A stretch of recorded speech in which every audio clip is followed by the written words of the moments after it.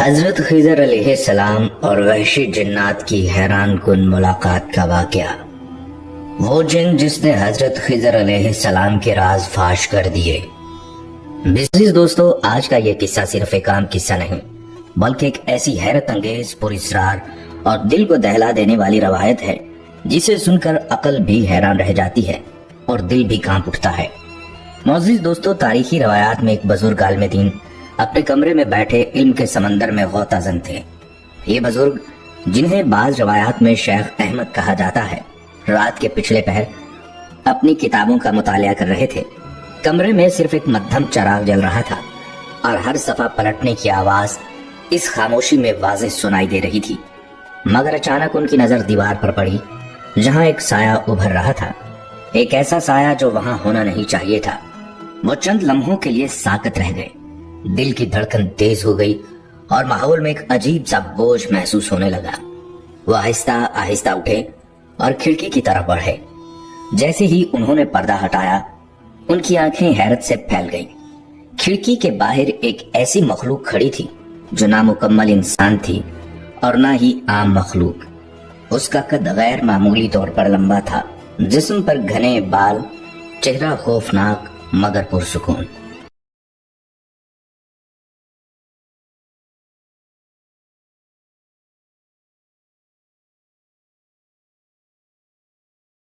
شیخ احمد نے ہمت کی اور دروازہ کھول کر باہر نکل آئے۔ وہ مخلوق جیسے پہلے ہی ان کی منتظر تھی۔ اس نے ادب سے سر جھکایا اور نہایت گہری آواز میں کہا، السلام علیکم اے شیخ احمد۔ یہ سنتے ہی شیخ احمد کے قدم لڑکھڑا گئے۔ وہ چند قدم پیچھے ہٹے اور حیرت سے بولے، تم مجھے کیسے جانتے ہو؟ وہ مخلوق مسکرائی نہیں بلکہ گہری خاموشی کے بعد بولی، جس پر اللہ چاہے اس کے لیے پردے ہٹا دیتا ہے۔ یہ جواب سن کر ماحول مزید پراسرار ہو گیا۔ شیخ احمد نے ہمت جمع کی اور پوچھا، تم مجھے کیسے جانتے ہو؟ آخر تم ہو کون؟ تم انسان تو ہرگز نہیں ہو سکتے۔ چند لمحوں کی خاموشی کے بعد وہ مخلوق بولی، میں انسان نہیں، میں جنات سے ہوں۔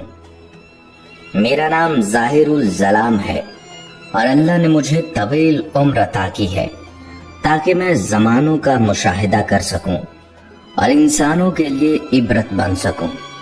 یہ سن کر شیخ احمد کے رونگٹے کھڑے ہو گئے۔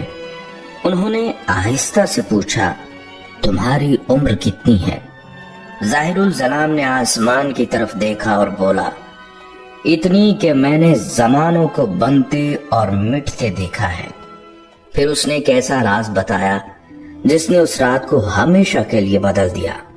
اس نے کہا، میری زندگی کا سب سے قیمتی وقت وہ 500 سال تھے جو میں نے ایک عظیم ہستی کی صحبت میں گزارے۔ شیخ احمد نے فوراً پوچھا، کون سی ہستی؟ ظاہر الظلام نے آہستہ سے جواب دیا، حضرت خضر علیہ السلام۔ یہ نام سنتے ہی فضا جیسے رک گئی۔ شیخ احمد کی آواز لرز گئی، کیا تم واقعی ان کے ساتھ رہے ہو؟ اس نے جواب دیا، ہاں، میں نے ان کے ساتھ سفر کیے، ویران شہروں میں گیا، تباہ شدہ بستیوں کو دیکھا۔ وہ مجھے لے جاتے تھے اور فرماتے تھے، دیکھو یہ وہ لوگ ہیں جو کبھی طاقتور تھے مگر آج ان کا نام و نشان تک نہیں ہے۔ پھر ظاہر الظلام کی آواز مزید بھاری ہو گئی، اے شیخ احمد، تم نے تاریخ کی کتابوں میں پڑھا ہے لیکن میں نے اسے اپنی آنکھوں سے دیکھا ہے۔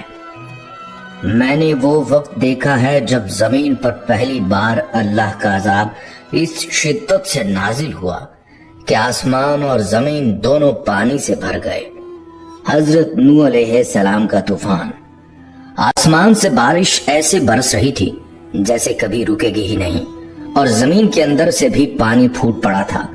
میں پہاڑوں کی بلندی پر کھڑا تھا اور نیچے انسان چیخ رہے تھے، اپنے بچوں کو بچانے کی کوشش کر رہے تھے مگر اللہ کا حکم آ چکا تھا۔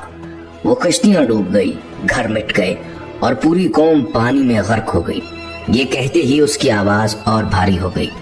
پھر وہ کچھ خاموش رہا اور دوبارہ بولا، اور پھر میں نے وہ منظر دیکھا جس کا غرور آج بھی مثال کے طور پر دیا جاتا ہے، فرعون۔ وہ خود کو خدا کہتا تھا، لوگ اس کے سامنے جھکتے تھے اور وہ سمجھتا تھا کہ اسے کوئی نہیں ہرا سکتا۔ میں نے اپنی آنکھوں سے دیکھا جب وہ اپنے لشکر کے ساتھ سمندر میں داخل ہوا، پانی اس کے لیے راستہ بن گیا اور اسے لگا کہ وہ کامیاب ہو چکا ہے، مگر جیسے ہی وہ بیچ میں پہنچا پانی کی وہ دیواریں اچانک بند ہو گئیں۔ چیخیں، گھوڑوں کی آوازیں اور پھر خاموشی۔ وہی سمندر جس پر اسے فخر تھا، اسی نے اسے نگل لیا۔ شیخ احمد کا چہرہ خوف سے سفید ہو چکا تھا، مگر ظاہر الظلام ابھی رکا نہیں۔ اس نے کہا، اور ایک دن حضرت خضر علیہ السلام مجھے ایک ایسی جگہ لے گئے جہاں ہر طرف سناٹا تھا، ایک ویران زمین اور ایک درمیان میں گہرا کنواں۔ میں نے پوچھا، یہ کون سی جگہ ہے؟ انہوں نے فرمایا، یہ وہ مقام ہے جہاں دو فرشتے آزمائش کے لیے بھیجے گئے تھے، ہاروت اور ماروت۔ میں نے اس کنویں کے اندر جھانکا، وہاں ایک عجیب سی ہیبت تھی، جیسے کوئی راز آج بھی زندہ ہو۔ حضرت خضر علیہ السلام نے فرمایا، یہ وہ جگہ ہے جہاں انسان کو سکھایا گیا کہ علم اگر غلط نیت سے حاصل کیا جائے